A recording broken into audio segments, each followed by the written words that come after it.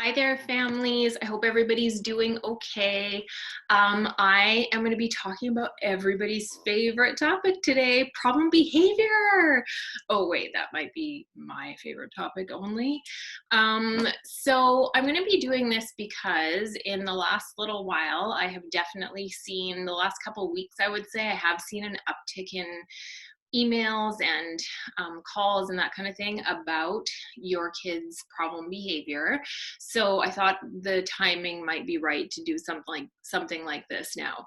So I'm not sure I would call what I'm about to do my top 3 strategies. It's more like kind of the foundational 3 or the first 3 I think that you really want to make sure that you have in place during this current pandemic situation. You may already be doing some of these things, and that's fantastic. Keep it up if you are. That's really good. Don't drop them off. That's for sure. For those of you who are using some of these strategies already, ask yourself, be really honest with yourself when you're listening to me here. Is there something you could be doing a bit better? Could you be doing a bit more effectively? Could you be using the strategy a bit more often? Those kinds of things. So with that said, the first strategy is, and I'm also going to have a little bonus advice for parents at the end too, so stay tuned for that.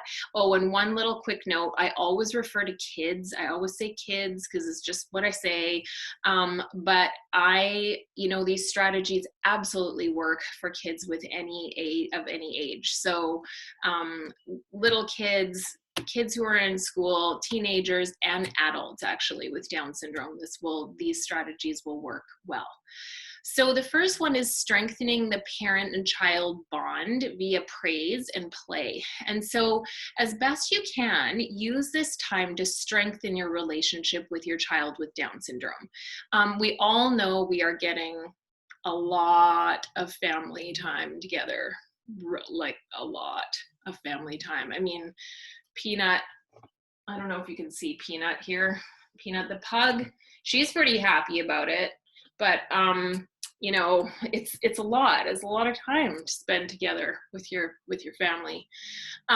So if you can, though, ask yourself if you can make it higher quality time. And there are a couple of different ways you can do that with your child. So 2 of them are praise for good behavior and playing with your child. And at this point in the journey, what may be starting to happen, I'm guessing, is that problem behavior for some of you is becoming quite salient and you're noticing it a lot. But try to notice the good stuff too. Try to go back to noticing the good stuff if you can, and then positively reinforce it with praise. And the rationale behind praise is that it positively reinforces good behavior, meaning that it makes that behavior more likely to happen again in the future. Okay, so if that behavior that's good is happening more frequently, then we can't be engaging in good behavior and not good behavior at the same time. So problem behavior has to go down. Okay, so we definitely want to use praise to our advantage. It's one of the main ways that we can get kids to behave in ways that we want to see more of. So the guidelines for praise are to, number 1, be really specific if you can. You can use some kind of good work or good job, but most of the time you want to say something like, I really like the way you brushed your teeth, right? So they know exactly what it was they did right. This is might be a little hard for some of you right now. You might be real tired, but I want you to fake it till you make it. I want you to be as enthusiastic as you possibly can when you're giving praise. You want to do it immediately after the problem behavior, because that means it's more strongly tied to the behavior that you just saw that you want to see more of. And you want to do it often. And that last one is really important. So even if you think you're using praise a lot, use it more, basically. And then with regard to playing with your child with Down syndrome, you definitely want to keep a couple of things in mind. So the first one is to just do what they want to do. You want to follow their lead, even if what they're playing with is not your cup of tea. You got to kind of pretend that it is, okay? And be really interested in it and really engaged with it. And the second tip here is very related to that. So the second thing you want to do is make sure that you're fully fully engaged, and that you're trying not to multitask, right? So trying not to, answer work emails or things like that while you're playing with your child. I think it's better actually to do a couple of short sessions, like maybe 15 or 20 minutes, than do a longer play session where you're not fully engaged the whole time. So the second tip is to establish a routine and use visuals to stick to it. And I'm sure we've all heard people talking about this by now, for everybody. Oh yes, we need to have a routine. We need to have a schedule. I'd like to offer you some rationale as to why that is. So routine is important for all of us during this really unstable time. I know on days when I don't make a schedule and stick to it, I find myself becoming absorbed at moments by unpleasant thoughts about what's happening in the world right now, and that does not help my mood. I'm sure a lot of you can relate to that. It's about what we have control over at the moment and making things as predictable as possible. Now, for a child with Down syndrome, you're throwing in some memory constraints as well. And so we know that kids with Down syndrome already, even when there's a regular routine in their life, they have a hard time remembering what's coming next. They have a hard time being able to predict what's happening. And in fact, even before this pandemic, lots of us suggested that most kids with Down syndrome have a visual schedule at school during some home routines all the time. So now there's even less structure, and along with that, less predictability during this pandemic situation. In our free time, what happens is that our thoughts might just go to dark places a little bit, and we can kind of pull ourselves out of that most of the time, hopefully. But your kids, when they have unstructured time and they're not sure what's happening next, they tend to try and entertain themselves, which may look a lot like problem behavior. Or if they don't know what's coming next, that may cause them to actually feel anxiety. And anxiety in many kids with Down syndrome looks like, guess what? Problem behavior. So what do we do about this? Well, what we want to do is figure out a daily routine, make a visual schedule, and stick to it. And so I'm going to go through an example. I'm sorry, I do not actually have like normal family activities for my visual schedule because I usually use these kinds of things in speech therapy sessions. So I have things like this. So we'll just pretend that this is little Ermengarde's schedule for the afternoon. So I have had lunch with Ermengarde. I'm her mom, and I get out this schedule and I say, Ermengarde, we finished lunch. Now it's time to start our afternoon. First, we're going to play the drum, and then we're going to swat some flies, and then we're going to bake some cookies and eat them. And then we're going to go down to the lake and catch a fish for dinner. Doesn't that sound awesome? And even if you do not think it sounds awesome, you're going to pretend that you think it sounds awesome, because then Ermengarde will be much more likely to follow through with the schedule. Okay, so each time you're now going to let her, I would suggest, if she's able to, hang on to this, because then she can refer to it. Oh, we're after I finish playing the drums, I'm going to swat flies, and that's pretty fun. And this way, this will also hopefully stop her from asking you lots and lots of questions about the same thing, about what's coming next, which would be kind of nice. The other thing you want to make sure you do with Ermengarde is have her take each thing off as you complete it. Okay, so this is a very fancy laminated visual schedule. I can guarantee you that the therapists and teachers at DSRF would be more than happy to make one of these for you. But there are other options. If you are artistically inclined, you can draw one. You can write one out if your child is reading already. Or you can use, there's lots of visual schedules on tablets or iPads. So those are all options for you. So the third tip I have for you is to leverage screen time. So I fully admit it, I am one of those professionals who is a bit annoying and says things like, kids with Down syndrome really should be interacting face-to-face with other human beings, and we should try to limit screen time, especially non-educational screen time, as much as possible. But I am not even going to pretend that that's on the table right now. So I've heard from loads of parents already that screen time is up, and that is completely understandable.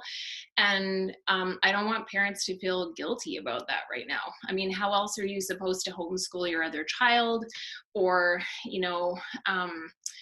or cook dinner, right? I mean, you've got to use the screens right now, and thank goodness we have them at our disposal, right? So no need to beat yourselves up also, because I offer you an idea here. So what if you leverage your screen time with the child's screen time to make it work for you? Okay, so what happens usually is we give things to kids for free all the time. So these are things like snacks, playtime, iPad time, right? TV. Try making these items work for you by making them contingent or dependent on adaptive behavior. And for this, we use good old grandma's law: eat your dinner first and then you can have dessert. Okay, so it requires a little advanced planning, but here's how it goes. You're going to decide what behaviors or tasks you want your child to do. You're going to pick only 1 or 2 high priorities at first. You can do it to just try thinking about, in order to pick these really high priority things, think about if you could get your child to do a couple of things each day better without having to go through a struggle, what would those be? What would make your life feel easier right now? What would make your life go more smoothly right now? So is it having a bath? Is it doing the virtual homeschooling? It could be any number of things. So now what you want to do is make screen time contingent on those most difficult tasks. And you can do this or a few times a day. So if I have my little wee Ermengarde, right, and maybe it's really hard for me to get her to brush her teeth in the morning. So I'm going to say, first, you brush your teeth and then you can watch TV or you can have your iPad. Okay, and then later, maybe Ermengarde's really fantastic teacher from DSRF gave her a cool book to read, but we know that Ermengarde's favorite activity is not reading. So guess what? First, you're going to read the book, and then you're going to be able to watch more TV or have a little more iPad time. So you can also do, for older kids, you can actually, instead of just getting them to do 1 task, you could get them to do 2 or 3, and then have and you can gradually build up to that even with younger kids. And you can even have it up to, you're going to do this many things, right? Maybe you're going to do this many pages of your book, and then you get to watch TV, right? Those kinds of things. So give that a try. Give grandma's law, and you can make it work for you for sure. And then one last point for parents to consider, you know how your child with Down syndrome tends to be quite empathetic towards other people. So this may come in the form of, that they really tune into other people's facial expressions and they imitate them. Or if another child around them is crying, they tend to become upset themselves. And now think about how you have been feeling during this pandemic situation. It is completely understandable, but I doubt any of us have been the picture of happiness or sereneness during this difficult time over the past few weeks. And your child is, in all likelihood, noticing and absorbing some of your stress and anxiety. And I don't say this to make you feel guilty, but to urge you to do your best to take care of yourselves during this time. So it's really never been more important to do that, honestly, because we could be in this for a little bit of a long haul. So I would suggest starting with brief spurts of self-care, and maybe you can spell off with your partner or older kids with this, even 5 or 15 minutes, something like that, a few times a day, or even once a day to start. Things like I threw up a mindfulness video last week. I'll be doing some more of those in the future. You could do some mindfulness. You could do some yoga. You could do, you can read People magazine. You can watch one Netflix episode, just make sure you don't get sucked in. You could, I really like watching, you know, cute animal videos on YouTube. That always makes me smile. Deep breathing, a quick walk. There's lots and lots of things you can do. So that, just try to do some of that for yourself. So that's it for today. So the 3 big things were lots of enthusiastic praise and play, making a routine and using visual supports to stick to it, and leveraging your kids' screen time by using good old grandma's law. First your broccoli and then your dessert. Okay, so I'll be talking more about both behavior and parent stress in the coming weeks and what you can do about those. But in the meantime, if you have questions or you just need an ear, please email me, susan@dsrf.org.